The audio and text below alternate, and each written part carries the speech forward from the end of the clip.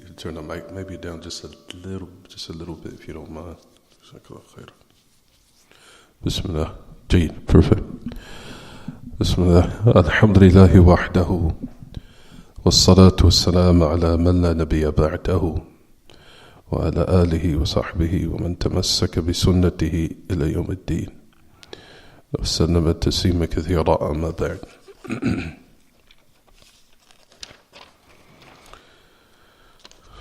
As we continue in the chapter in regards to what we've been taking from regards to our sisters, in regards to the ahkam of a woman's mens and the masail or the affairs that's connected to that in regards to siyam. As we were taking those benefits from Bulugh al-Maram by the great Imam al-Hafiz Ahmad bin Ali ibn Hajar al-Asqalani rahimahullah, who died 822 after the hijrah of Mustafa alayhi salatu wassalam. As we started in the hadith of Aisha, and we were talking about the different types of stages that women they go through in regards to their mens.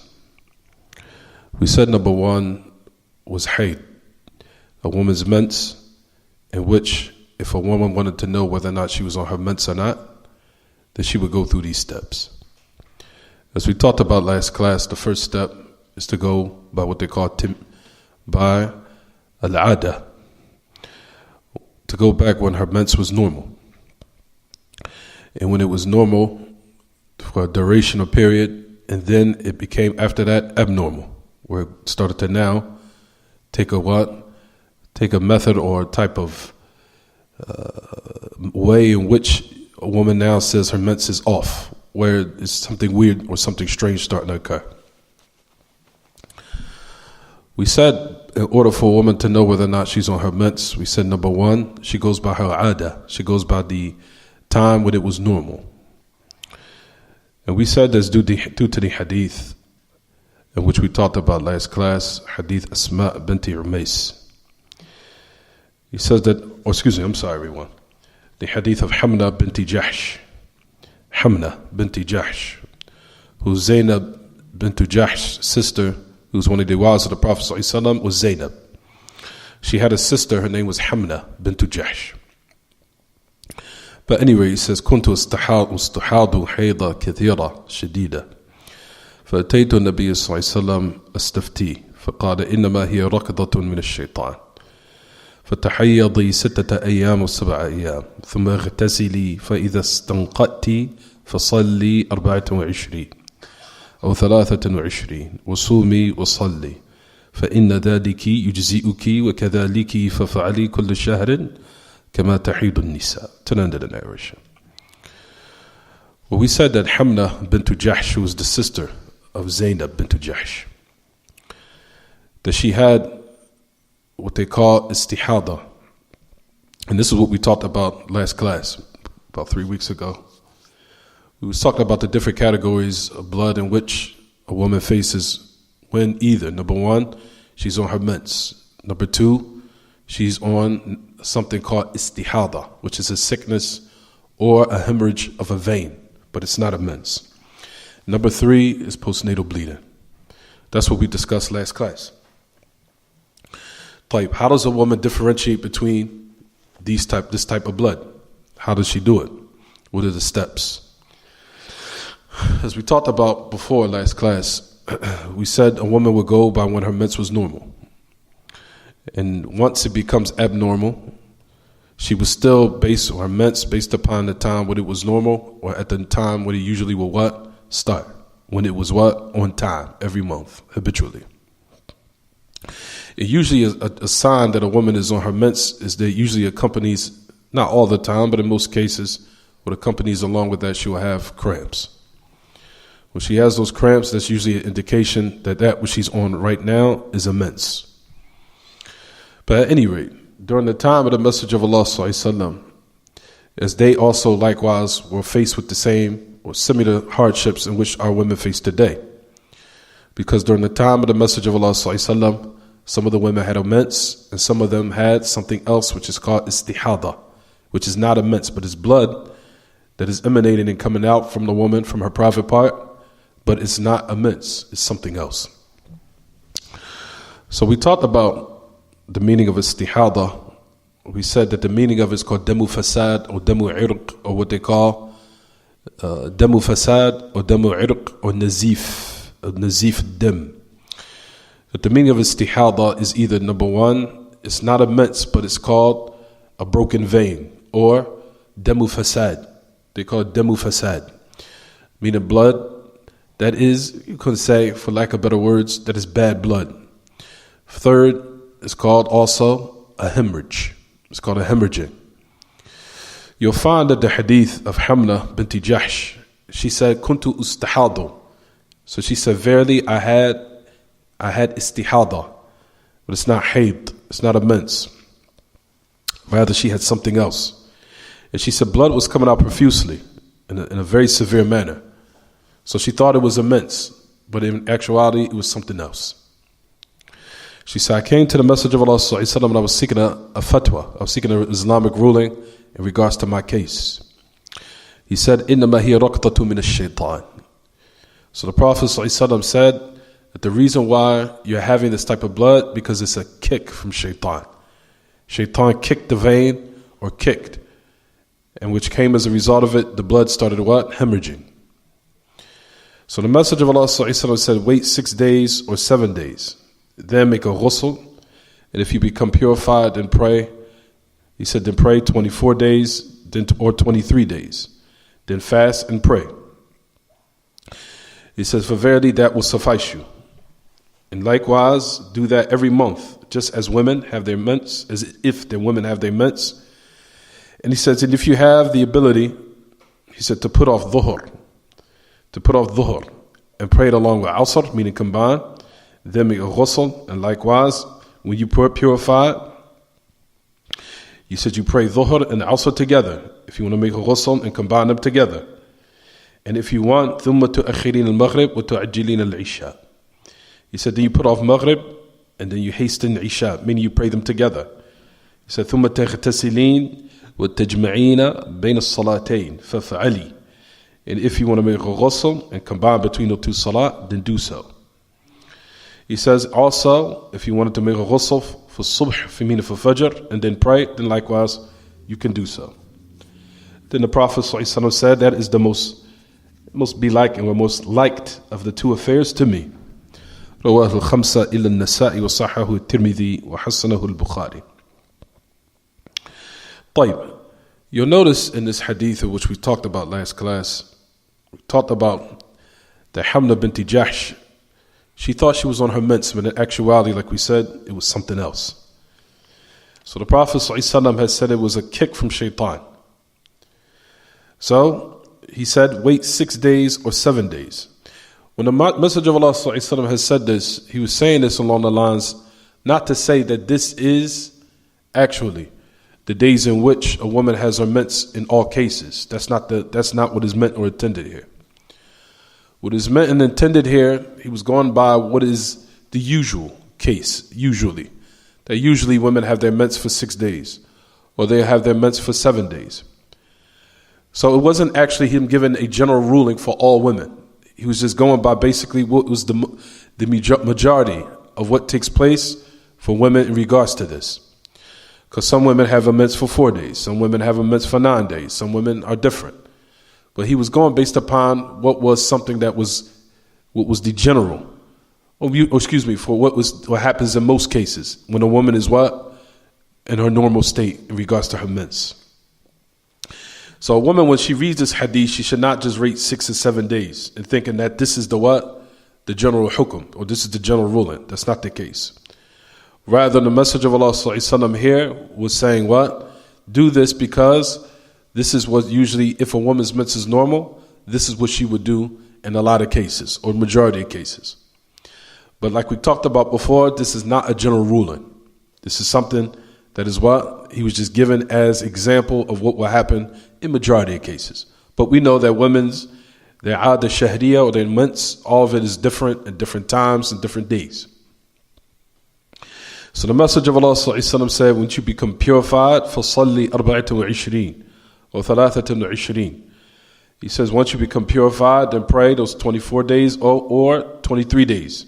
Same example. We'll talk about that in a minute, inshallah. So notice that the Messenger of Allah ﷺ, now this is the point of reference that we mentioned in here. Notice that he said in the hadith, وَصُومِي وَصَلِّي, fast and pray. So notice that the woman, or the great Sahabiya, this great companion of the Messenger of Allah ﷺ, whose name was Hamna bint Jahsh, who was the sister of the wife of the Prophet ﷺ of Zaynab bint Jahsh. Notice that it says in the hadith, he told her to pray and to fast, even though blood was coming out of her. Even though blood was what? Emanating out of her. And blood was what? Was coming out of her. And it was coming out in a profuse manner. He said to combine the salah and to also fast. So notice that a woman here in this particular hadith, if she's on what they call istihada, that she still prays and she still what? She still has to fast. The problem is knowing how to identify whether or not she has what they call mens, or does she have what they call istihada, which is called bad blood, or what they call the blood of a vein or a hemorrhage. How does she identify or distinguish between the two types of blood? That's the issue that a lot of women face these days. We talked about last class, just to summarize it. We said, number one, the strongest way that a woman could determine of what? Whether or not she's on her mens or the second type of blood, which is called istihada, is number one, she goes by what they call al-ada. The ada, or the time or the habitual time when it was normal. So when the habitual time it was normal up until the point where it became abnormal. So when it becomes abnormal, she would just now go back to her regular what? Her schedule when it was normal. And she would count those days. Count those days based upon when it was normal. And usually, like we said, from the signs in which a woman can identify that it's a mens, is that it usually accompanies along with it cramps. Usually. But at any rate, you'll find in the hadith, the Prophet ﷺ was indicating and pointing towards when it was what? When it was normal. So count the days when it was normal. When you now find that there's some type of abnormal type of now schedule, when it went out of whack. So now once this now starts to happen to the woman now. Her mens is not on time. It's different. What's going on with me? So how do I determine whether or not this is a mens or not? So when it starts to be abnormal, go back, like we said, to the days in which it was normal. And go based upon that schedule. So when the days when it was normal, you count those days. The same time when it was abnormal, you do the same thing. The same days when my schedule or my mens was on time, I go back to those days and go along with that schedule. So that period of time, if there's blood, then you count those same days when it was normal, then it's considered a mens. Likewise, when it was normal, when it stops, is likewise the same time when what? Likewise, you start saying, this is not a mens no more. Because when my schedule, when it was normal, this is when it would stop. And this is the time when it would stop. So now, in this case, anything beyond that, a woman would consider that to be not a mens anymore. Rather, it would be considered istihada. So here in this instance, she would have to pray, and she would have to what? Also likewise fast. The Messenger of Allah ﷺ had also gave the woman in this hadith another alternative, where in order to raise the hardship, he gave her the alternative to either, if she wanted to what? To purify herself. Whereas, if she wanted to pray them separately, she could, but she would have to make a wudu for every salah. And she would have to purify her private part and clean it properly. In which another narration, which we'll talk about in a couple of minutes. But she could either make wudu for every salah and purify her private part and maintain her hygiene in that regard, and make sure she's cleanly, and make sure she maintains her hygiene, cleans it, and then make wudu for every salah if she's upon her istihada. Now, the Prophet ﷺ in this hadith which we're talking about now, which is in Bulugh al-Maram, the Messenger of Allah ﷺ also gave a second alternative, where he alayhi salatu wasalam even said she can put off what? Dhuhr into Asr, make a ghusl, and she can what? Combine. And if she want to wait and put off Maghrib to Al-Isha, and wash it and make a ghusl again, and then what? And then combine. She could do so. So this is to show what, everyone? It's to show that the woman has the alternative to either do what? One of the two affairs. She can either make a wudu for every salah, or she can make a ghusl and combine them. If she's upon the second type of blood, which is called istihada. It's called istihada. You'll find that even from the A'imma in our days and times, as his name is Sheikh Salih Fawzan, as we know, you will find that he mentions the same exact thing which we're saying. He says, one of the ways that a woman can determine whether or not she's on her, what they call hayd, what she's on her mens, or she's upon istihada. He says by one of these ways which we'll mention. He said, number one, a Messenger of Allah ﷺ gave different methods. One of them is, what we just said, is what they call al-ada. Al-ada, meaning to go based upon when her mens was normal.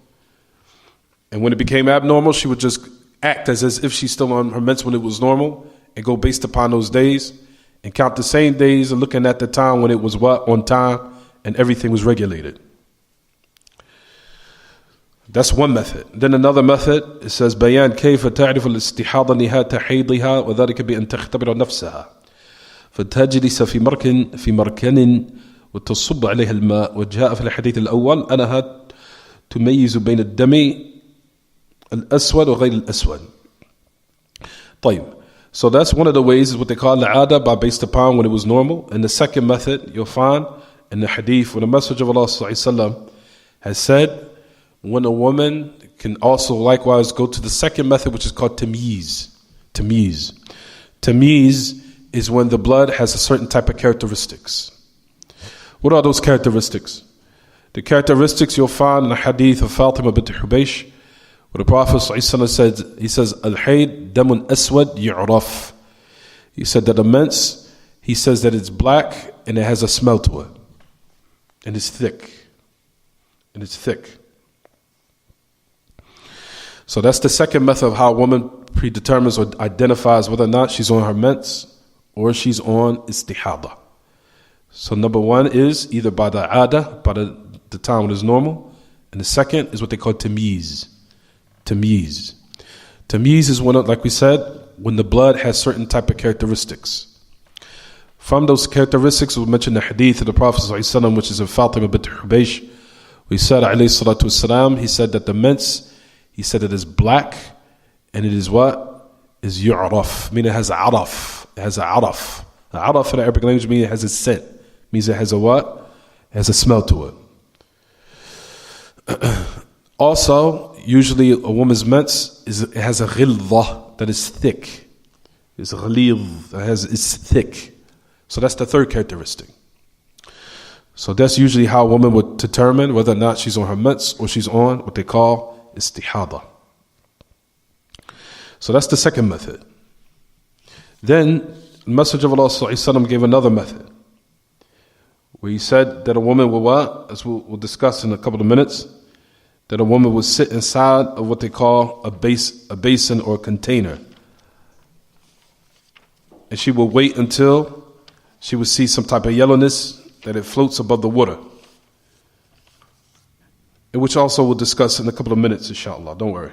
We'll talk about that. طيب. So that's the third method, in which we'll discuss in a minute, where she sits in a container, in which we know in these days of times is similar to a bathtub or what have you, and wait for some yellowness to rise above the water. And that's another way she could determine whether or not it's a mens or istihada, which we'll discuss in a minute, inshallah. There's a fourth method. There's a fourth method likewise.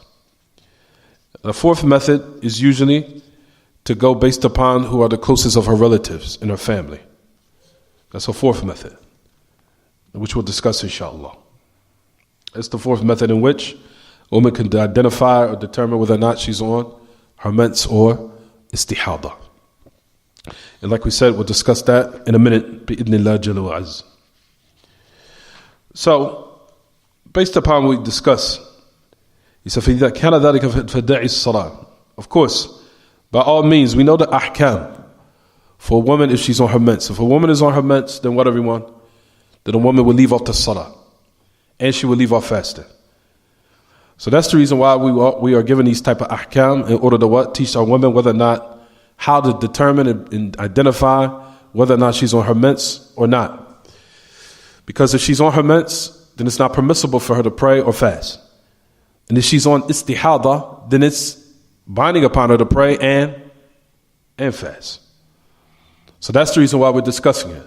Because usually a woman faces these type of problems during the month.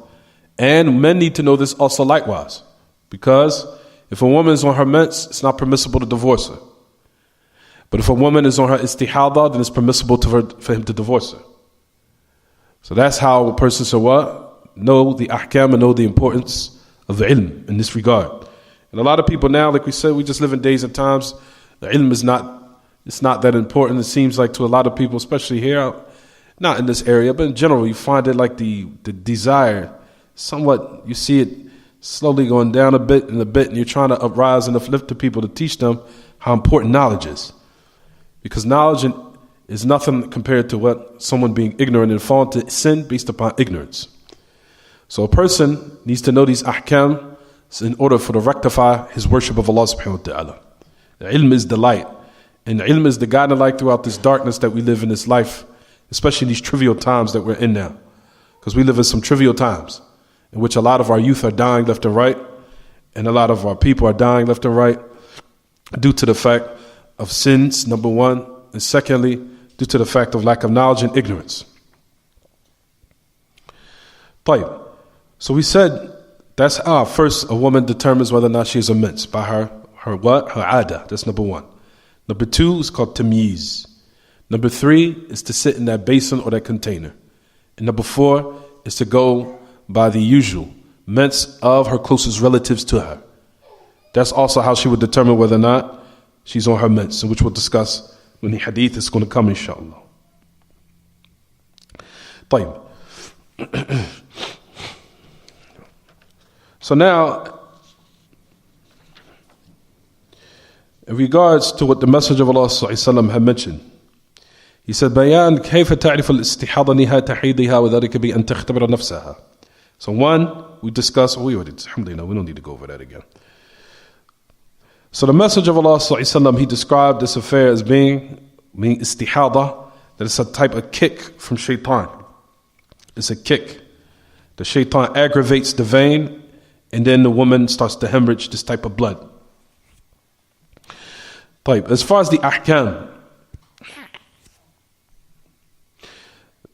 that a woman, as far as we know, that a woman when she's on her mens, all the ahkam in regards to when she's pure is now switched. Everything. When a woman is on her mens, we know it's not permissible for her to pray. It's not permissible for her to what? To fast. It's not permissible for her to be intimate with her husband. All these things now become what? Unlawful upon her periodically or for this period of time or this duration of time until she becomes purified. As far as in regards to this hadith, likewise, dam al-istihada, there's a difference. So istihada is as if a woman is pure. So the ahkam of a woman being pure comes into what? Comes into play and is applied. So a woman is on istihada is as if she's still what? As if she's still pure. It's as if she isn't even on her medicine at all. And you'll find that istihada is the opposite characteristics of a woman's mens. Meaning that a woman, when she's on her istihada, the characteristics of that blood is the opposite of a mens. Meaning that it's not black. You'll find that usually a woman when she's on her istihada, the second type of blood, it is blood that is not black. Rather you'll find it's more red, type of a normal color of blood. Secondly, it does not have a smell. Thirdly, it's not thick. That's usually the characteristics of al-istihada. طيب, the difference between ha'id or mustahada, a woman that's on her mens, and a woman that's on a hemorrhage type blood or sickness, he said أن الحائض تحرم أو تحرم في حقها الأمور التي ذكرناها آنفا بخلاف الاستحاضة. We already talked about that, alhamdulillah. طيب, a woman that's on her istihada, the second type of blood, which is a hemorrhage, which is not a mens, but it's a hemorrhage, it's obligatory upon her to make wudu for every salah. Because it's as if she has what they call salisul bowl. That a woman, when a man, that he has what they call, what is the name of that sickness that a person has when urine comes out, he has no control over it. I forgot the name of it in English. Because I'm fast, I'm the word. What's it called again? Incontinence, that's the name of it. Symptom. Consonants or incontinence? Incontinence. G. So a woman now that's on her istihada, a person when he's fasting and praying, his brain is not as working as fast as he should be, right? But at any rate, in regards to a man, a woman that's on istihada, she takes the same hukum of a man that has this type of sickness, which is called incontinence. That a man that cannot control his urine. He does the exact same thing.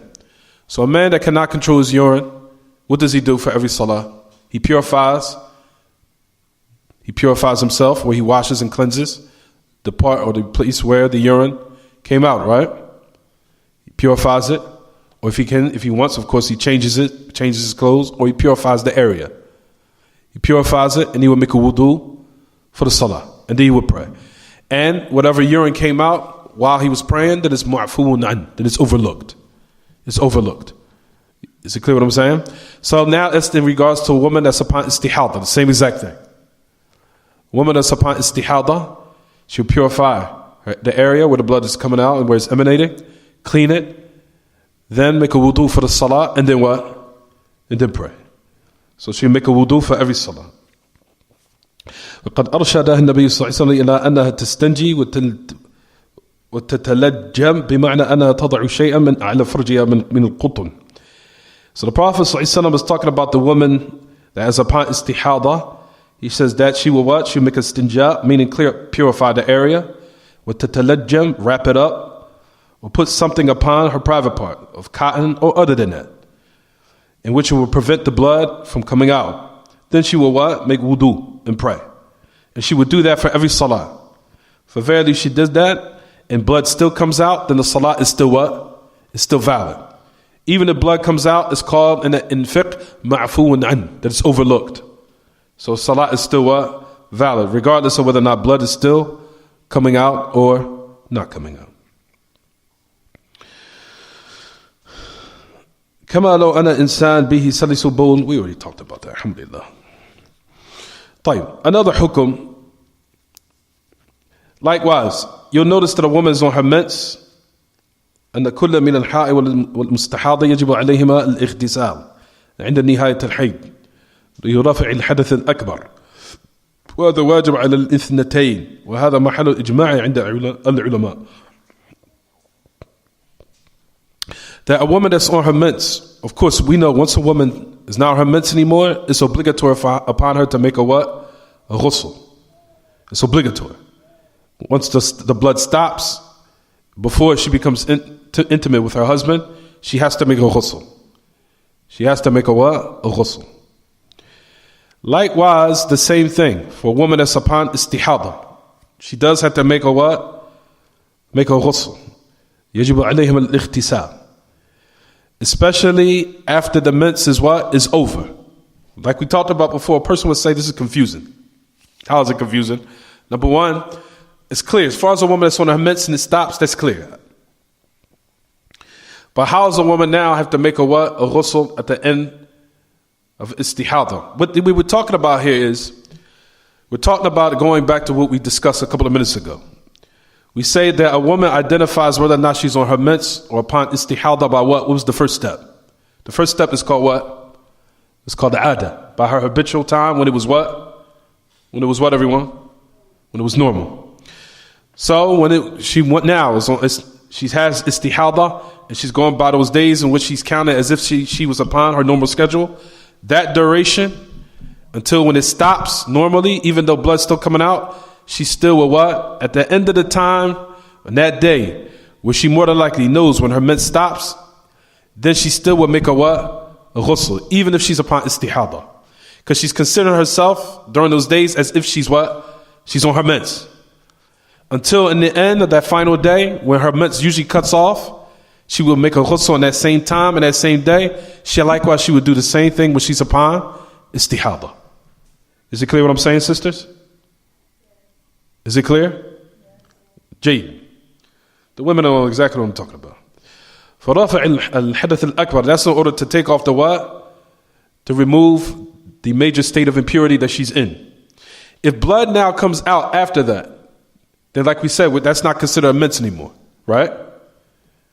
After those time where it was usually habitually when it was normal, when it stopped, but she might see blood still what? Coming out. Here in that particular time, she doesn't make a ghusl anymore. She made what was obligatory upon her. As far as making the ghusl to remove the major impurity when she was on her mens. But now, like we said, blood's still coming out because she's upon what? Istihada. Right, everyone? So she still see blood's coming out. Blood is still coming or continue to come out. So what does she do now? Here she would just now make a wudu for every salah. She'll make a wudu for every salah after that. الحكم السادس أن المستحاضة هل يجب عليها أن تغتسل لكل صلاة? Another question. A woman is upon istihada, is obligatory upon her to make a ghusl for every salah? The answer is what? And I'm going to ask the sisters this. Does a woman have to make a ghusl for every salah when she's upon istihada? No. She doesn't have to. طيب, the hadith that we mentioned, it says تدل على أنها تغتسل لكل الصلاة. لكن العلماء اختلفوا في هذه المسألة على ثلاثة أقوال. طيب, in regards to what we mentioned, and what is, I'm going to just give the strongest opinion. What the strongest opinion, when the message of Allah sallallahu in some of the narrations that says, as if he's saying make ghusl for every salah, there's a narration that comes in that, we'll explain that later. But anyway, when the message of Allah sallallahu told the woman to do this, or told Hamna to do this, it was in a manner just to give her the alternative. It wasn't obligatory.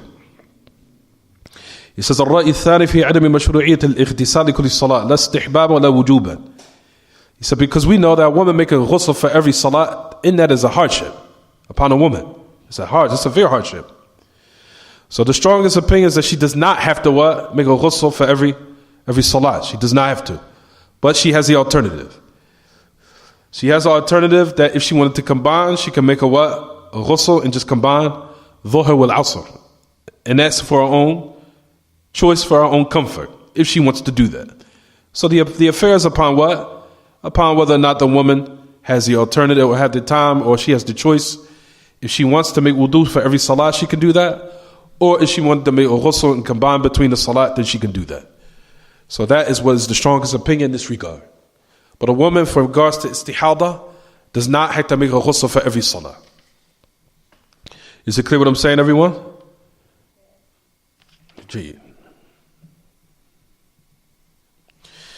It also likewise, if you find hadith of Aisha radiallahu anha, anna Habiba binti Jahsh, and this basically to put more emphasis on what we just discussed a couple of minutes ago. Then we'll go inside of Siyam in a couple of minutes.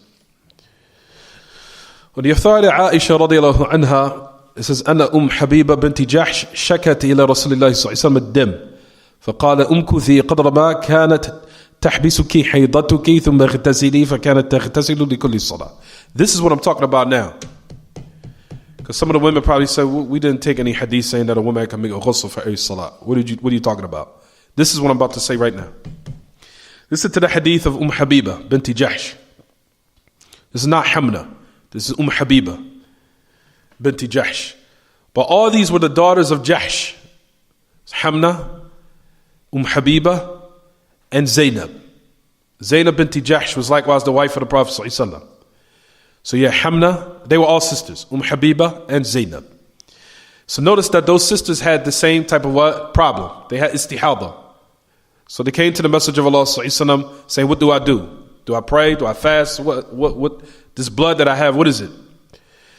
So she came to the Messenger of Allah sallallahu alaihi wasallam, shakat ila Rasulillah sallallahu alaihi wasallam ad-dam. فقال أمكثي قدر ما كان تحبسك حيضتك ثم اغتسلي فكانت تغتسل لكل صلاة. So the Prophet ﷺ said exactly what we just said a couple of minutes ago. Listen to what he said to her. He said, remain the amount of time in which, when your menses was normal, that it would prevent you from praying and fasting. Meaning, the time when it was normal. Then make a ghusl. So he's saying make a ghusl, meaning consider yourself as if your menses was normal, even though it's abnormal right now. So the duration of the days when it was normal up to when, you know, when it was normal, when it stopped. Likewise, that same time when you usually make ghusl, after your menses stop, and the time, because of when it was normal, consider yourself in that type of what? Predicament. Then make a ghusl. Right? Now make a ghusl. So now she's not considered in a major state of impurity anymore. Even though blood is still what? Coming out. Because it's what, everyone? It's the halda. It's not what? It's not a mense anymore. But still blood is coming out. So here in that instance, she will what? But notice in this narration said that she used to make a ghusl for every salah. But that's not something that the Messenger of Allah ﷺ what? Commanded her. That was something she wanted to do on her own accord. Not because the Messenger of Allah ﷺ what? Commanded her to do so. Is it clear what I'm saying, everyone? He says, ثُمَّ اغْتَسِلِي. It says, فَفِي رِوَايَ الْبُخَارِ, there's another narration of Bukhari. It says, وَتَوَضَّئِي لِكُلِّ صَلَاةٍ وَهِيَ لِبْنِ دَاوُدْ وَغَيْرِهِ مِنْ وَجْهٍ آخَرٍ. There's another narration of Bukhari. It says, make wudu for every salah. Make wudu for every salah. Which is in Sunan Abi Dawud, and other than that, from another narration. طيب. So that is to put emphasis on what we just discussed a couple of minutes ago. Then we have the narration of Atiyah radiyallahu anha. And this is another key factor of what a woman would do if she sees spotting after she becomes purified. And the authority of Atiyah, when the Messenger of Allah sallallahu during the time of the Messenger of Allah sallallahu, the women used to say this: "Kunna la na'uddu as-sufra wal-kudra ba'da at-tuhri shay'a." That we never counted yellowness or that yellow color, that come out after the woman has off her menses anymore, after it stops. We never used to consider that yellowish color or that discoloration after purification anything. That yellow color and that discoloration after purification anything. We wouldn't consider it anything. So a woman now, her menses goes off. Then we know our sisters, I've heard this case happen to a lot of people, and a lot of them used to ask this question. Then I start seeing spotting. I started becoming spotted after I became purified. What do I do? Is it a mense? Is it istihada? What do I do? Do I pray? Do I fast? What do I do? So the Prophet ﷺ, during his time, that the women had the same type of what? Problem. So Atiyah said, after a woman became purified from her mense, they would see sometimes discoloration and yellowness. So the Prophet ﷺ made clear what? We never used to consider it to be what? Anything. Meaning that we would still what? We would still what, everyone? We still would pray and we still would what? Still fast. We still would pray and we would still fast. That's after what? She became purified. So keep that in mind, because we're going to talk about that in regards to the questions in Siyam, because it's all connected. It's all relevant to each other, which we'll discuss in a minute. There's another narration. The authority Anas, he says that the Yahud, he said, كانوا إذا حضت المرأة لم يؤكلوها فقال النبي صلى الله عليه وسلم اصنعوا كل شيء إلا النكاح. When the authority Anas ibn Malik, he said that the Jews, he said that if their women became on their monthly cycle or in the state of their mens, he said that they would never mix with them in order to eat with them or to basically to socialize where they would eat with them. Rather they would what? They become introverted and basically isolate them and stay away from them. But anyway, he said that their Yahud, if their women would become on the state of their mens, they wouldn't what? Eat with her. So the Prophet ﷺ said to them, do everything except marriage or nikah itself. What nikah here means what? Means sex itself, meaning the private part entering the other private part of the woman. That all that is what? That is prohibited. طيب. But a person can do everything else except what? Except being actual intimate in the aspect of intercourse. You'll find that the Ahl Ilm, and when Al-Hafidh ibn Hajar mentioned two hadith together, he mentioned this hadith and another one. He says in the authority of Aisha radiallahu anha that the Messenger of Allah sallallahu alaihi wasallam كان يأمرني فأتزر فيباشرني وأنا حائض. The Messenger of Allah sallallahu alaihi wasallam would command me, and I would what? I would take an izar and put it on top of me. She said she would have an izar and she would what? Put it on top of me. Meaning upon her what? Where her private part was. Because she was on her mens. She said he used to fondle with me and kiss me and caress, to do those things what they call mubashara. It means to fondle, caress, it means all those meanings. She said he would do this to me and I am what? And I was on my mens. So the Prophet ﷺ also likewise would fondle with his wife. In some of the narrations you'll find that the Messenger of Allah ﷺ used to love Aisha. We couldn't keep his hands off her. He used to love Aisha a lot. He couldn't keep his hands off of her. He used to love Aisha. So Aisha radiallahu anha, he said that the Messenger of Allah ﷺ, when he used to fondle with her and caress her, but when she was on her mens, he would have that what? He would have that type of izar or that type of cloth on top. And what was above, he would what? Touch and feel. What was under the izar, he would avoid. And that is to teach our ummah the same thing. How to deal with a woman in the regards to what can satisfy a man, even though he's what? Even though his wife is on her mens. How to what? Still enjoy himself, but at the same time still maintaining those boundaries that Allah set. Without falling into what? Falling into something that Allah subhanahu wa ta'ala is displeased with. So, on the authority of Ibn Abbas, that the Messenger of Allah sallallahu alaihi wasallam, although we don't have to do that. So these two hadith, just to sum it up, when the Messenger of Allah sallallahu alaihi wasallam gave it advice, he said, "Isna'u kulla shay illa nikah." Do everything except nikah itself.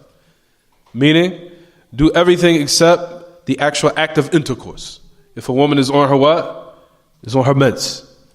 If a woman is on her mens, it's permissible for him for anything on her body. And also this narration is to give a precautionary measure to protect the man from not falling in to something that is what? Detestful and displeasing to Allah. Whereas a woman will what? Put an izar on top of what's her mens or something covering herself or covering her what? Her private part. In order for the man to not go beyond that boundary, and also likewise, it's also a covering for the woman and for the husband, in order to not let him see what will cause some type of alienation or what will cause some type of, if you want to say, not adversity, but some type of aversion, whereas it might cause a discrepancy in the relationship, whereas he's seen something that he wasn't supposed to see. Because a lot of men, and I'm sure a majority of men out there, do not want to see a woman's mens. They do not want to see a woman, even women, based upon women that's been nurtured and knowing how to carry themselves like a lady, would not also likewise find it repulsive to let their husband see that. So that's the reason why you'll find in the hadith, the Prophet ﷺ said that you've noticed that Aisha, she was the greatest of all women who had manners and carried themselves like a lady, radiyallahu anha. And she did not want her husband to see that, especially the Messenger of Allah sallallahu alaihi wasallam. So she took an izar and put it on top of herself in order for him not to see what would cause some type of aversion, or might cause something that he would see what he would hate to see, or any man would hate to see. Is it clear what I'm saying, everyone? For any women, men, especially for those who've been nurtured properly, not based upon the Western ideology of society and all the other nasty, filthy things that they do, but those who've been nurtured properly, knowing that this is what that a man usually doesn't, from what I know, even myself, and the message of Allah and in the Sunnah, that men do not want to see a woman's mense. That a woman should try to best of her ability to avoid, to let a man see that. Whether it be in the different sanitary things that she has to do in order to what? Maintain her hygiene. Meaning not just put it in the trash, but trying to discard it where he can never see it. And trying to hide it. But that's how a lady with class and honor carries herself. And when a woman shows that, then a man will start to honor her likewise, to show that this is a classy, honorable woman, that she would not want me to see that. And you'll find, like we said, Aisha radiallahu anha wore izar in order for the message of Allah sallallahu alaihi wasallam not to see what he would find an aversion or find some type of something repulsive that he would see, and it would cause an effect on the relationship as it can. Because some men, they see that, it caused something mental in their mind where he would not want to touch his woman for that, for a duration of a period. I've heard from men that have said that to me. He says, I can't touch my wife now. I've seen something I didn't want to see. Or I smelled something I didn't want to smell. And a man after that will not want to touch her for a period of time. So our sisters, try your best to maintain your hygiene, especially the women. The way Allah created women's bodies, women not made to work. Women in their asl and their origin were not made to work. Women were made, the way Allah designed their bodies were only made to be with one man, not to have different men. The way Allah designed women's bodies was made for domestic duties. Why? Because a woman has to, if she really took care of her body, it's a lot of work. For a woman to take care of her body is a lot of work. If she really cares about herself being a lady, it takes a lot of work to be a woman. It does. If a woman really wants to keep herself as a lady and purified and cleanly, she has to take time out. She has to sit in the bathtub. She has to wash. She has to do a lot of those things to take care of her private part, to make sure it's purified and cleanly and maintained. In regards to men, Allah created and designed our bodies to just get up, wash, and we can keep it moving. And it's the truth. The way Allah designed our bodies, we don't have to sit in the bathtub for a long period of time to make sure we're purified. We wash our private part, take a good shower, get a bath. We can move on to the next and work and keep working in those different type of environments where the struggle and in the work, the toils of the dunya is a burden upon us. We're supposed to take on those burdens. So that's the reason why Allah, way He created and designed our bodies to go out and do that. We wash and also to have more than one wife. So for us to do all that, when we're going to have time to do all these work and all these other families that we have to take care of? That's why our bodies are designed to go out and work. To wash our private part off, we keep it moving. Women is different. Women are not like men. Women have to really take time out to be what? Take care of their hygiene, take care of their bodies, to make sure it's cleanly, to make sure their private part is cleanly. Nothing is going on down there because we know it's very what? It's sensitive to even we know. Women know that moisture and water and all those things can throw her what? Whole, what they call pH balance of her body off and all those other things. Women know, they know exactly what I'm talking about. It can throw their whole body off, the smell off, everything. Their bodies weren't designed for all that work and all that movement and all that different partners and men. And their bodies weren't designed for that. They were designed to be in the house, taking care of themselves, taking care of their bodies, looking pretty, looking prissy, looking nice, looking feminine, looking soft. That's how Allah created women. So the Prophet ﷺ in this narration, you'll find that here, alayhi salatu wasalam, that the Aisha, doing the honorable woman she was, radiyallahu anha, our mother, she would take an izar and put it around her. So the Messenger of Allah ﷺ wouldn't see what he would detest, or what any man who's been nurtured properly and have been nurtured upon the filthy nonsense of America will also likewise find repulsive. To not see a woman's men's.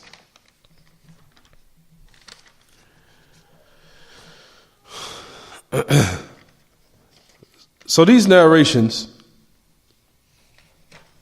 we can go back to that.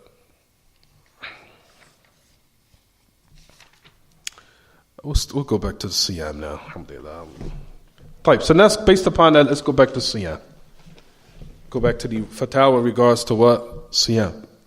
We're not talking about women. I hope nobody gets the wrong impression that I'm saying women don't have to work. It's sad the way the society that we live in, because the society that we live in America just turns everything and mixes up the roles, and it's sad. Women now have to act like men.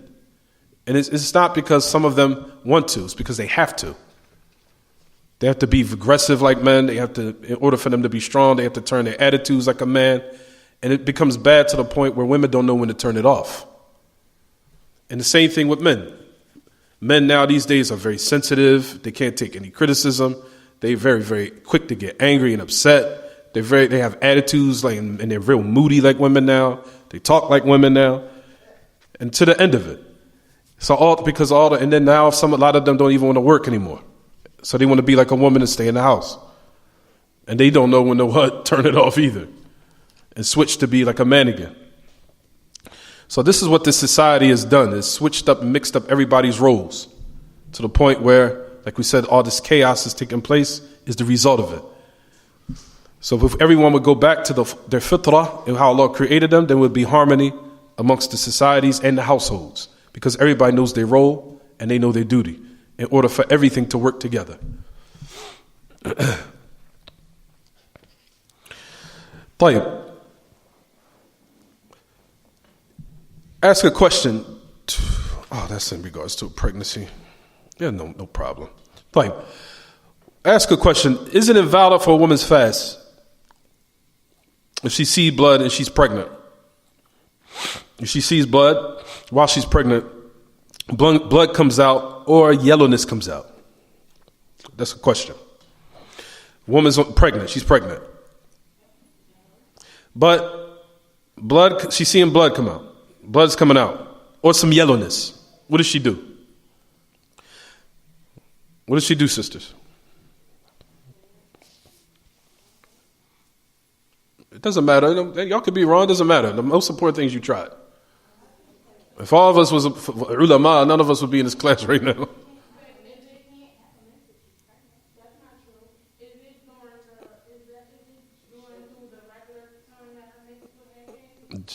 Jay, sister gave a key. Tafadal. Tafadal. Good. I didn't mean to cut you off. Good. Two things we look at. Two things. Number one. Is it early stage in a pregnancy?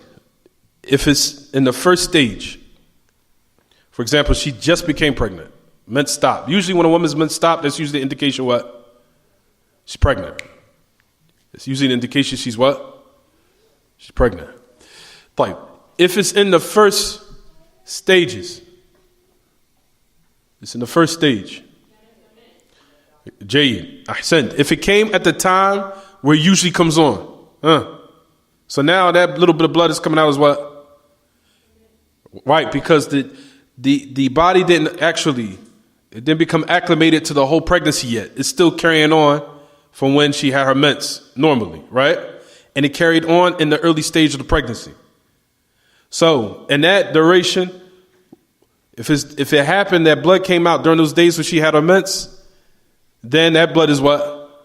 What is it? It's a mens. It's a mens. Is it clear what I'm saying? Like, let's just say now she went after the second, what they call it, trimester or stage of her pregnancy. What they call it? What they say it again? What is it? Trimester. I always get the words mixed up. At the second trimester or the third trimester of a pregnancy, the trimester or the stage of a pregnancy, let's just say 2 months or 3 months. Now let's say 4 months into the pregnancy, 5 months.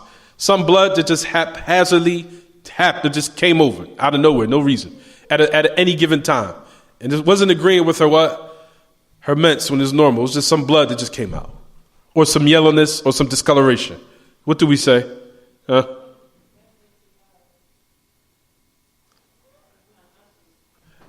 Here in that instance, we want to consider it to be what? Anything. Consider it anything. Don't consider it nothing.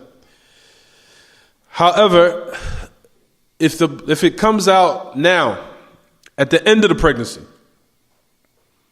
where she's about to give birth, you'll find that usually sometimes blood, when a woman's about to give birth, blood starts coming out. It's usually an indication the baby's coming. That blood, at the end of the pregnancy, where she's about to give birth to the baby, that blood is considered what? It's called nifas. That's postnatal bleeding. Especially if it happens at the end of the trimester of the trimester of the pregnancy. If it's at the end, when she's about to give birth and she's about to drop the baby's coming, but she didn't give birth yet, but maybe 3 days or 4 days before the expected birth, blood start coming out. That's postnatal bleeding. That's because the baby is about to what? Come out. But the blood didn't actually, usually it comes out after the woman has the child. But sometimes it does come out a couple of days or a day prior before the child actually, or prior before the woman actually gives birth. It does happen. It starts before she actually gives birth to the baby. So in that instance, she would consider what? That's nifas. That's what they call postnatal bleeding. So at the beginning of the stage, if it comes on time where she just became pregnant, and it came on a time where it was normal, but of course the body didn't become acclimated to the pregnancy yet, still carrying on as if she was still on her mens at the beginning stage. That's a what? That's a mens. Now if it's in the middle, third trimester, second trimester, third trimester, fourth trimester, it's all in. For example, 6 months, third month, fourth month, fifth month, to the end of it. It's in the middle. Some yellowness or discoloration just came out of nowhere. Bang. What's this spot? And I'm pregnant. Then a woman in that instance would consider what? That to be anything. She would consider that to be what? Anything. Now if it's in the end, where she's about to give birth, it could be right at the end, where she's about to give birth to the baby, she's having contractions. Usually that's the sign that she's about to give birth, right everyone? So a woman's now starting to get contractions, she see blood, that blood that's coming out is considered what? That's postnatal bleeding. Even though she didn't have the baby yet. But the contractions is the sign that she's about to what? The baby's coming. So that's the reason that blood in that instance is considered what? It's considered postnatal bleeding. Is it clear, everyone? Is it clear or is it not clear? I'll say the answer. So الحامل لا يضرها ما نزل منها من دم الصفرة لأنه ليس بحيض ولا نفاس. That's exactly what I said. Alhamdulillah, Shaykh Uthaymeen said exactly what I just said. He said الحامل لا يضرها ما نزل منها من دم الصفرة لأنه ليس بحيض ولا نفاس إلا إذا كان عند الولادة أو قبلها بيوم أو بيومين مع الطلق. Exactly. فإنه إذا نزل منها دم في هذه الحالة صار نفاسا. It's exactly what I just said. He said the woman that's pregnant, he says that blood that came out or that blood that emanated from her, whether it be blood or be yellowness, discoloration, he said it's not immense and it's not postnatal bleeding.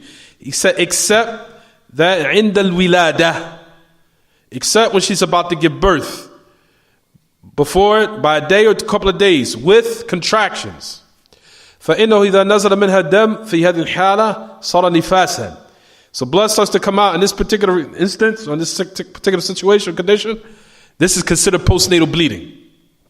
He said, likewise, in the beginning stages of a pregnancy, in the beginning, فإن بعض النساء لا تتأثر عادتهن في أول الحمل فتستمر على طبيعتها وعادتها فهذه يكون دمها دم حيض. Exactly.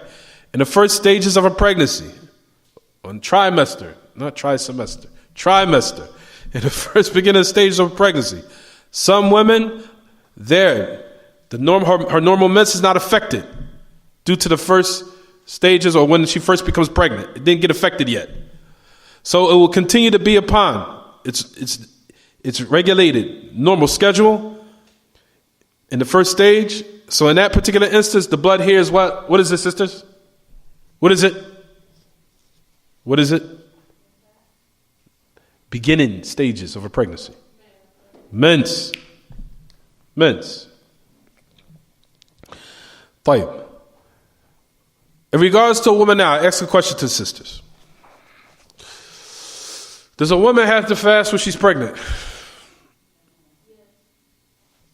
Does a woman have to fast while she's pregnant? Yes or no? Okay, we got mixed answers.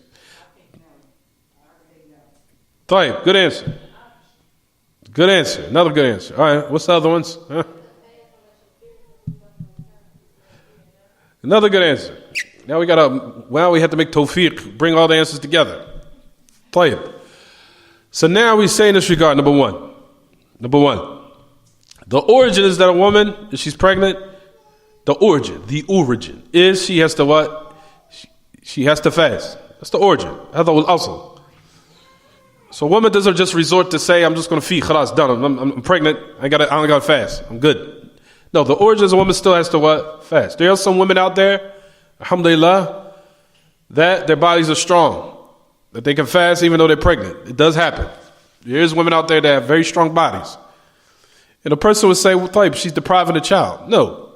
Where Allah subhanahu wa ta'ala designed the bodies of women, alhamdulillah, they have what they call placenta.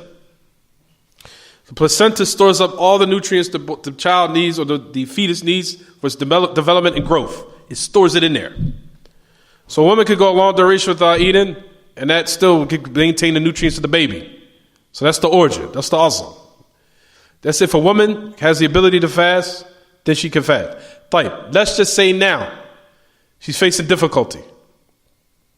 Sister still with me? Oh, okay. Let's say now a woman is facing difficulty. All right, the doctor said it's going to be a harm. It's going to harm me. It's going to harm the fetus. طيب, خلاص. Now she resorts to the other alternative, the other thing now, which is what? She's afraid for herself. She's afraid for the fetus. Now this mas'ala comes in, which we hear every year. I've been hearing it every year for the past 20 years. Since I've been Muslim, and to the point, since I've been given dawah. I've been hearing this for 20 years. Some sisters say the woman has to feed. Some women say the woman has to just make it up. And then some women say she has to do both. She has to feed, she has to fast, and she has to what? Feed. So what does she do?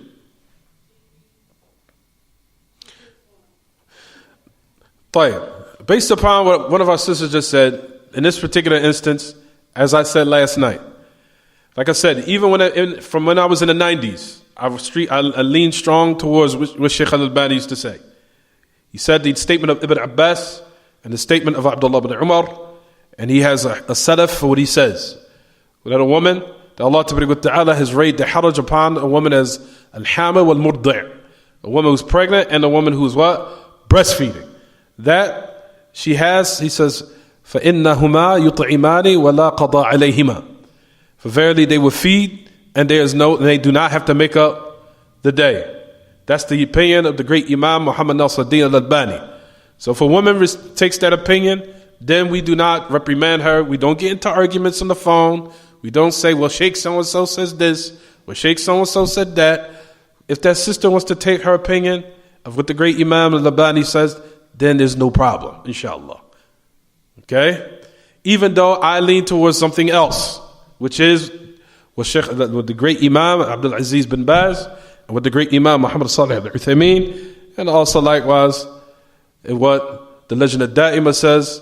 Like I said, I'm always pulled between these two, between Shaykh al-Albani and this other opinion of the great Imam Muhammad Salih al-Uthaymeen, where he says she just has to make up the day, and that's it. No more, no less. When she has the ability, and once the month is over, or once the pregnancy is over, or once her postnatal bleeding is over, she just make the day up. She just make it up. So for a woman now, that's the opinion of the great Imam Muhammad Abdul Aziz bin Baz, Shaykh Uthaymeen, and the Standing Committee. They say she would just what? Make up the day without what? Without feeding. So it's the opposite of the first one. So if you find a sister that said, listen, I'll just make the day up and I take that opinion, then we say what? No problem. Okay, sisters?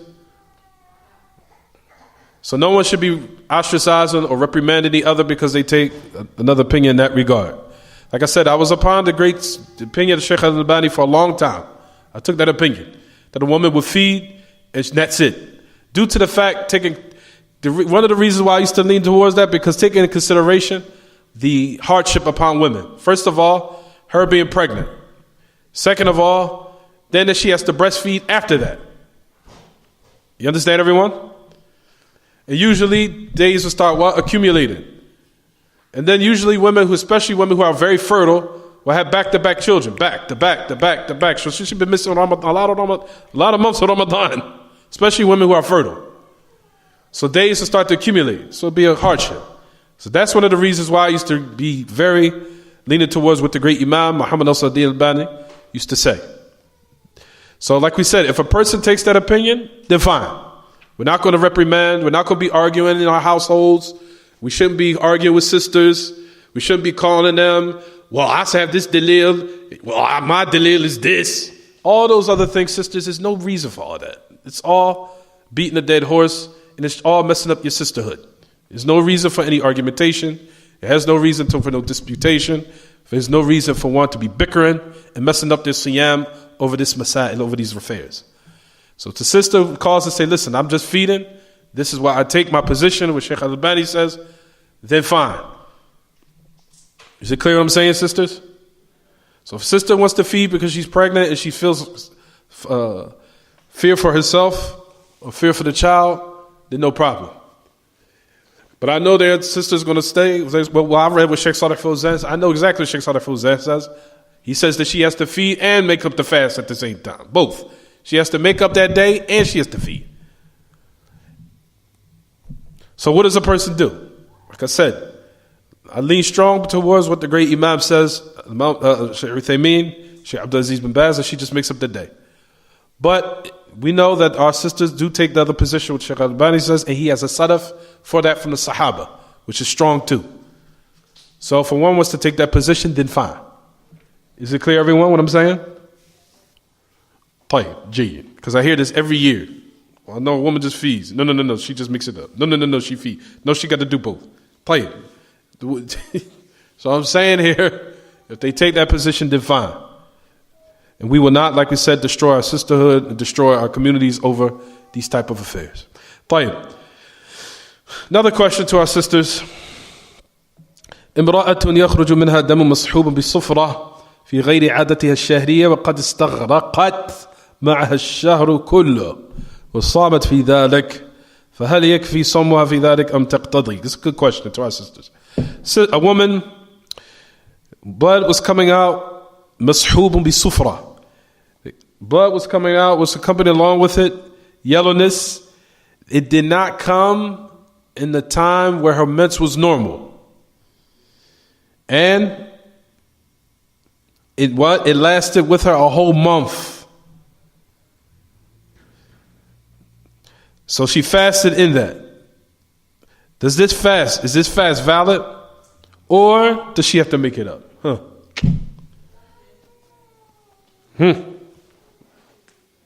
What's she say? I can't hear. She's her fast valid. Does anybody go against her or they agree? Stay strong, because what you said, sister, could be correct. It could be incorrect. Anybody agree or disagree? I'll say the question again. Woman, blood came out. So blood came out, and it was also mixed with some type of yellowness. That yellowness was not during the times when her mens was normal. It didn't come out during the days when her mens was normal. And this yellowness, it's like I said, it lasted a whole month. And she fasted. Does this now suffice? This fast, is it valid or not? Valid or invalid? So majority of our sisters said it's what? Jayyid. So is the jamhur correct? Is the majority correct? We say this. Now, listen. During the time of the message of Allah, what do we say the hadith? We just said it. Atiyah, right? We never, during the time of the message of Allah, we used to consider yellowness or what? Or discoloration. After purification, what? Anything. We consider nothing. طيب. So, if this is the case, for if a woman becomes purified from her mens, after she becomes purified and yellowness or discoloration comes out, this does not affect her siyam. Nor does it prevent her to what? To pray. So she would pray and she would still what? Fast. And if she wanted with purifying herself, of course, to the best of her ability, if she wants, she can still be intimate. She can still be intimate. And women know how to temporarily stop that type of blood. They know what I'm talking about. Some of the women, if not all of them. Women know the tricks in the trade of how to stop certain things. They know. So over here, because a woman, when she's on istihada, or this discoloration comes out after she's been purified, she's still considered what? Was she still considered? Ahsant. She's still considered pure. Excellent answer. A woman, whether she's on istihada, or if a woman has discoloration or yellowness after her purification, she's in the hukum of a woman that's still what? Pure. Is it right? Am I right or wrong? Is it clear or not clear? Jayyid. Except for the salah, as we know, for a woman she will make salah, make a wudu for every salah. He says, إلا أنها عند الصلاة لا تتوضأ للصلاة إلا بعد دخولها. فإذا دخل وقت الصلاة فإنها تغسل فرجها وما تلوث من هذا الخارج ثم تعصبه بخرقة ثم تتوضأ ثم تصلي. Now this is something I want all the sisters to listen to. This is very, very important. When the salat, sisters, if she's upon that discoloration, that yellowness, or that discoloration, then she shouldn't make wudu until after the time of the salat comes in. When the salat comes in. So when the time for the salat comes in, then she makes wudu. Then she will what? Wash what? Her private part. And then she will, of course, use whatever she uses in order to what? Put on top of the area, either to cover it or to tie it with, or what have you, any type of cloth, or whatever women use in order to, whether it be cotton or whatever. So she make wudu, wash her private part, of course, use something with cotton or whatever women use to put upon the area, make wudu, then just pray. She would pray her furud or pray her nawafil. Pray what is obligatory or pray what is supererogatory, meaning voluntary. Is it clear so far, sisters? طيب, another question. Woman, her meds came on. This is easy. We'll ask it anyway. Woman came, her meds came on. أعراض الدورة الشهرية. Now this is, matter of fact, this is kind of tricky. This is a tricky question. Woman, her meds came on, her monthly meds came on, or we would say matter of fact, the symptoms. Matter of fact, that's a good way I can put it. The symptoms of her normal meds came on. The symptoms. Meaning her time when she usually has her meds, the symptoms came in. What's usually the symptoms of a woman having her meds? Usually, what are the symptoms? Bloating, cramps, to the end of it. وجدت الصفرة, mood swings. Right? وجدت الصفرة ولكن لم ينزل الدم. So now she found yellowness, but no blood came out in the month of Ramadan. And in the second day, she found, along with this yellowness, a little bit of blood now starting to come out. Then it cut. Then it stopped. Now, listen to the question. It gets a little complicated. So on the third day, blood started now flowing. The natural blood. The natural blood started flowing. Nuzul ad-dam at-tabi'i. So what is the ruling in regards to a woman fasting those first 2 days? Well, she didn't see the blood, but however, she didn't see anything other than that yellowness and that little small amount of blood that was coming out. Take in consideration that this blood never happened from before.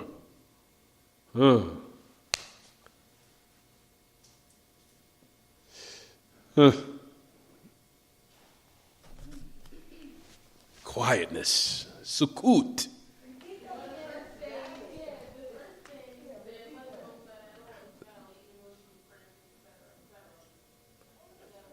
That's the key word. The key word is the symptoms.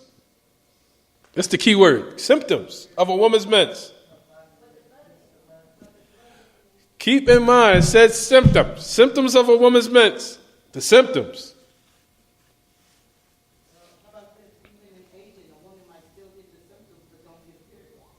That's true. That's true. But I hear something came out though.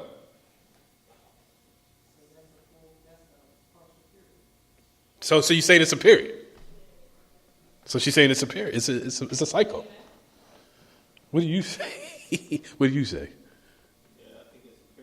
Jade, he said he thinks it's a month. It's a monthly cycle. Good. I like to hear the brainstorming of everybody. Their brains work, especially during the month of Ramadan. طيب. So now, listen to the answer. ولا شك أن الحيض هو الدم الذي ينزل من المرأة وهو دم طبيعي. Now listen. There's no doubt that woman is on a mens.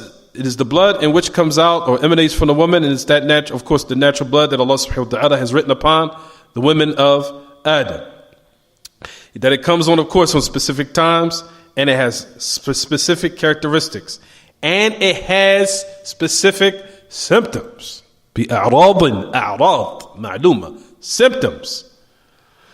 Listen to what this answers is very, very key. فإذا تمت هذه الأعراض وهذه الأوصاف فهو دم الحيض الطبيعي الذي تترتب عليه أحكامه. Now, we know that when a woman comes out, when the blood is coming out of a woman, either she knows it's her mens because it usually based upon a specific time frame that she has it. That's number one. So Sheikh said the first stage that we said an hour ago. Then he says again, and also certain characteristics, which is the second type in which we told the woman that she explains how she has her what? Mens likewise. Notice he gives another way and a key factor of how to distinguish when a woman is having a mens and specific symptoms. بأعراض معلومة. أعراض. If these symptoms now have been completed and these characteristics, then it is a woman's mens in which, as a result of it, the ahkam of it has to come into play and be applied. And if it's not like that, then of course we know it's not a hayd. But take in consideration. Listen to the hadith of the Prophet ﷺ, because I want the sisters to also, don't forget, if we go back to the hadith of Atiyah, I want to teach the sisters, see if they pick up what I'm saying. If you notice in the hadith of Atiyah, I mentioned a couple of minutes ago, it says that we never consider discoloration or yellowness after purification anything. Right, everyone? Is that hadith clear? Now, sisters, in that hadith, ponder. Now, if blood was to come out before purification, could it be considered mens or not?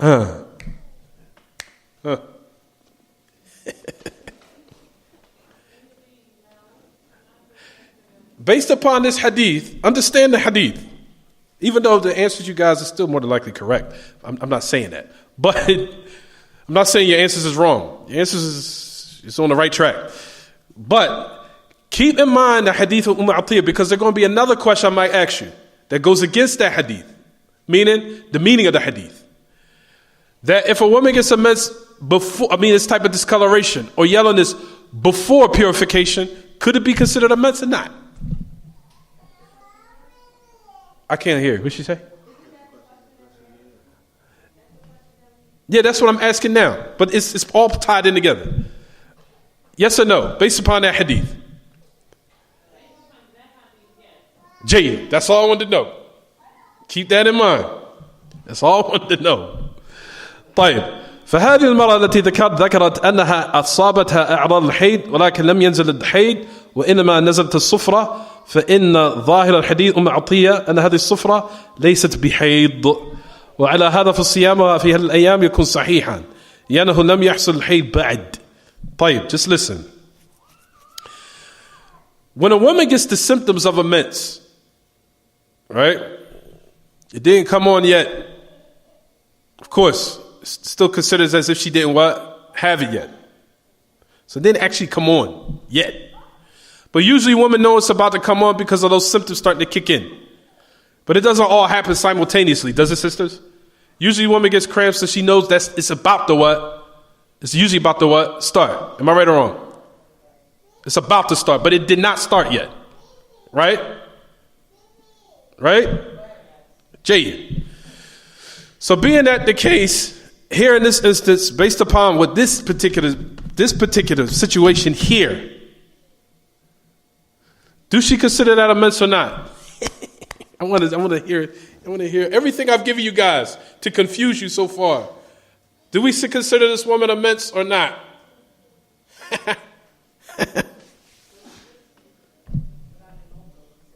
Is she pure or is she not pure? Now I'm going to go back to the question. Let me read the question again. I'm going to read the question. She had the symptoms, but the blood didn't come out yet. Disappeared. So listen, I'm going to read the question one more time. Then after that, now I want to hear your answer. A woman had came the symptoms of her monthly cycle. The symptoms. So she found yellowness. However, no blood came out. No blood. Yellowness. No blood. That was in the month of Ramadan. Then in the second day, she found, along with yellowness, a little bit of blood. Then it stopped. It stopped. Completely stopped.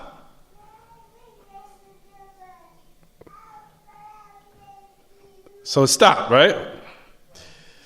Then in the third day, that's when, this happens a lot to sisters, I know. Then after that, blood, what? Then the normal mints of the blood started what? To come out. What is the hukam of the siyam of those first 2 days? When she did not see in it other than just what? Yellowness and that little small amount of blood. And this never happened from before. So she can't go based upon her normal mints, or she can't do that here in this particular instance. She can't do it. Because she said this never happened before. It's never happened. This is the first time this ever happened to her. Does she say she's pure or she's not pure? Or I'll just stop here and I want to answer for next week. She's not pure? I'll leave this here and I'll let the sisters ponder for next week. I'll save it for next week, inshallah. No, I'm gonna leave you guys because it's a lot of questions in this regard. It's a lot of questions that I wanted to. It's a lot. Huh? Say it again. What she said? I didn't hear it. What she say?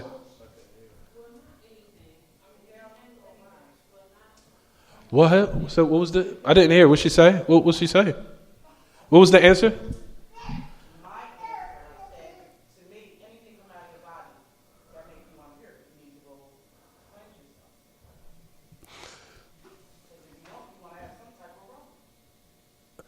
Well, we just talked about, alhamdulillah, sister, that's not, the Prophet ﷺ clarified that's not true. The Prophet ﷺ talked about there's 2 types of blood. You have istihada, you have hayd. And the woman that's on an istihada, she starts to pray and fast. And that would be, and I'll give the answer, a hint, that is closer to what is correct. That the woman is she's still pure in this regard.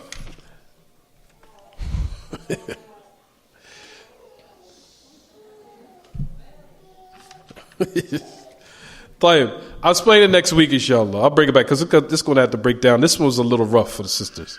This one is slightly rough. I'm going to go back, inshallah, we'll continue next week. That question was a little bit rough. But at any rate, just to sum it up,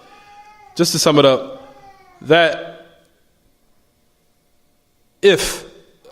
usually if a woman now, in the beginning stages of her mens, if she knows that her on a normal schedule, as we talked about a couple of hours ago, I think some of the sister, mashallah, I think maybe a sister who just answered, she probably came late, so she didn't get all the full details of what I mentioned. Because we know that there is blood where it's considered a mens, and we know it's the second type of blood that's considered what, everyone? Istihada. And even though that blood is coming out, she still has to pray, she still has to what? Still has to fast. So a woman has to know those characteristics in order to know whether or not she has to pray, or when she doesn't have to pray, or when she has to fast, Well, she doesn't have to fast, because if she prays while she's on her or she fasts while she's on her fast is invalid. But if she is on her istihada and she fasts, and she has to pray, and she still has to fast if she on istihada. So it's two types of blood. The woman has to know the characteristics. But inshallah, like I said, this was a little bit difficult, and like I said, I'll leave. Matter of fact, I'll leave that for the sisters. Matter of fact, I'll just relieve them of the obligation of it for this particular question. This question was a little bit confusing. I didn't want to confuse them. I wanted to keep the questions easy. But at any rate, we'll stop here, inshallah. We'll continue for next week.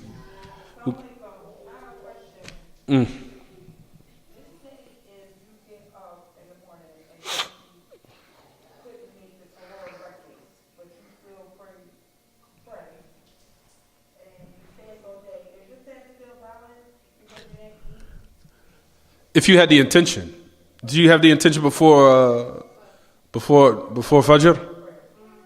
As long as you went to sleep with the intention, as long as you went, it doesn't necessarily have to be before Fajr. It could be before or when she went to sleep after Isha. As long as you went to sleep with the intention, you woke up and you didn't eat sahur, then your fast is still valid. Is it clear? Any other questions about the fast? Tafadal.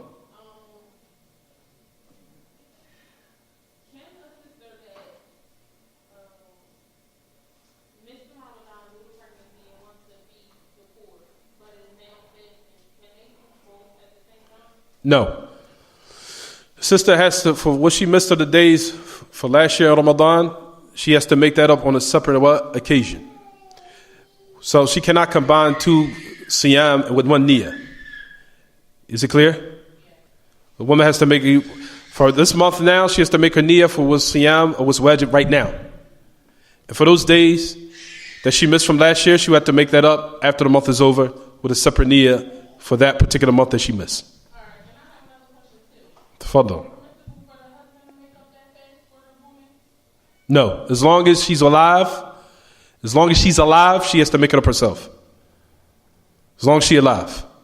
The only time that a woman or a person can perform the ibadah for another person if she don't have is in regards to Hajj, and she does not have the ability at all because she's probably sickened or she has some type of illness that restricts her from performing it, which comes as a result of it. Another person can make it for them.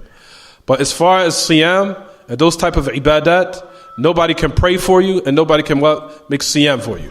As long as you're alive, you can't do that. Is it clear? Jayyid. Any other questions about siyam?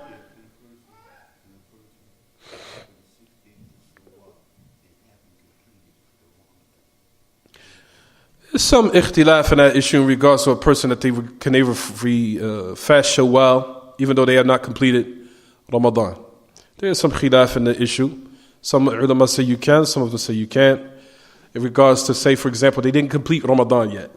Can they still do Shawwal? Can they still attain a reward? Some of Ahl Ilm say they can. As long as they missed Ramadan with the days that she missed, or he or she missed with something excusable from the Kitab and Sunnah. For example, they were sick, or a woman had her mens, or what have you. So I want the virtue of Shawwal. But she didn't complete Ramadan yet. So here in this instance, she can what? They say she can fast. So some of Ahl Ilm say she can fast Shawwal and just make those days up in order to catch the virtue of Shawwal. Because she can't make Shawwal up. And that day is only for a specific time. You understand? Gee. Any other questions about Siyam? Sisters? Anything else about fasting?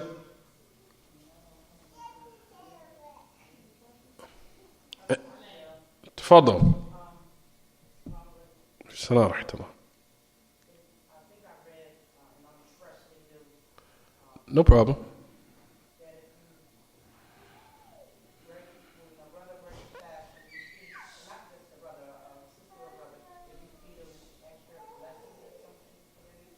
What she said, I couldn't hear, sister. I'm sorry. Say it one more time. Uh-huh.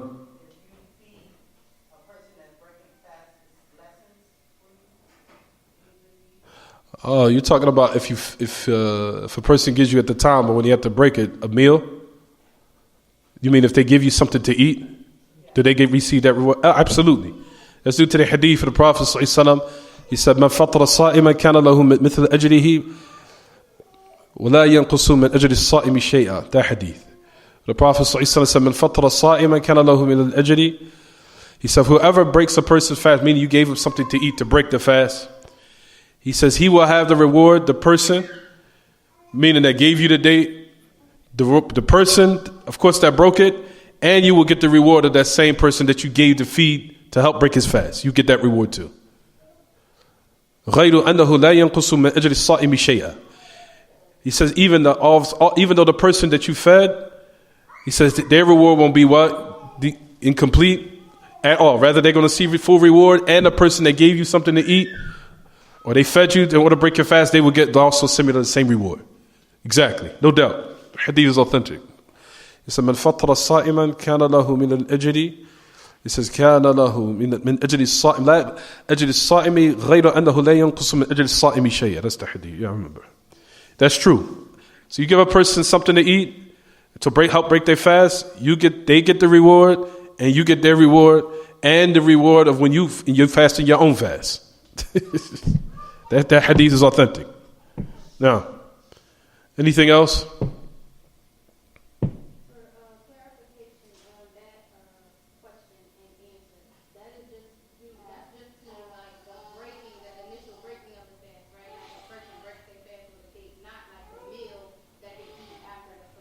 Ahsant. Just for merely giving them something to eat. It doesn't have to be a whole meal. It could just be giving them a date, some drink of water. Doesn't matter. Absolutely. It doesn't have to be a meal. It doesn't have to be a meal. It could be a date. It could be water. What have you. It could be a date, water, whatever. As long as you gave them something to eat, you get that reward. Gee. Anything else about Siyam?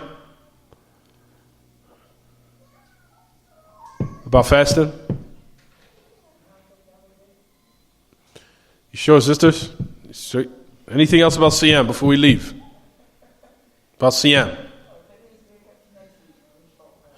Like I said, I'm going to continue. This question was a little bit confusing. There's some easier questions. We'll start off with that next week, and I'll give the test to sisters, test them with these easier questions. Then we'll go back to them. That one's a little bit difficult. I apologize for giving you a difficult question. But inshallah, there's some easier ones that I'll give before we go back to what's a little bit slightly difficult. And we'll continue next week, inshallah. هذا وصلى الله وسلم وبارك على نبينا محمد وعلى آله وصحبه. سبحانك اللهم وبحمدك أشهد أن لا إله إلا أنت أستغفرك وأتوب إليك.